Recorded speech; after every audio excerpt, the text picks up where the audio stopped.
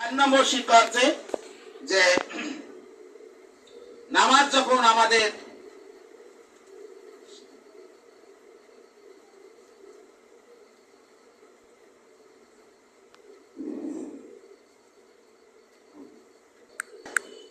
নামাজ কায়েম তথা প্রতিষ্ঠা করা। প্রিয় ভাই আমার, নামাজের ব্যাপারে একটা কথা বলি, আমি শেষ করব। আল্লাহ রাসূলের জামানায় সাহাবা কেরামরা যখন নামাজ কিভাবে প্রতিষ্ঠা করেছেন, যদি কেউ কাজ করছে, কোদাল, এইভাবে হাদিসে আসছে, কোদাল নিয়েছে, কোদাল এই জায়গায় পড়ছে, যদি হাইয়া আলাস সালাহ এই কর্ণ করে পৌঁছে গেছে, সব সাথে সাথে কোদাল এইভাবে রেখেই নামাজে চলে গেছে।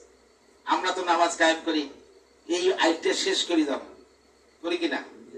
এই শেষ করে দাও।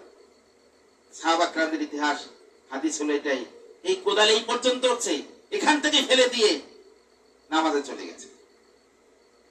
তাই প্রিয় ভাইরা আমার, এরপর আছে নিজের জীবিকা থেকে আল্লাহর পথে খরচ করা। উপরোক্ত আমল মানে সম্পাদন করতে পারলে মহান আল্লাহ পাক উভয় জগতে সম্মানজনক মর্যাদা দান করবেন। হ্যাঁ, তাই আল্লাহ তাবারক তাআলা আমাদের সবাইকে যাতে করে, আমি যে আলোচনা করি যে আমি সহ সবাইকে এই আলোচনার আলোকে জীবন গড়ার তৌফিক দান করুন, আমিন। আসসালামু আলাইকুম ওয়া রাহমাতুল্লাহ।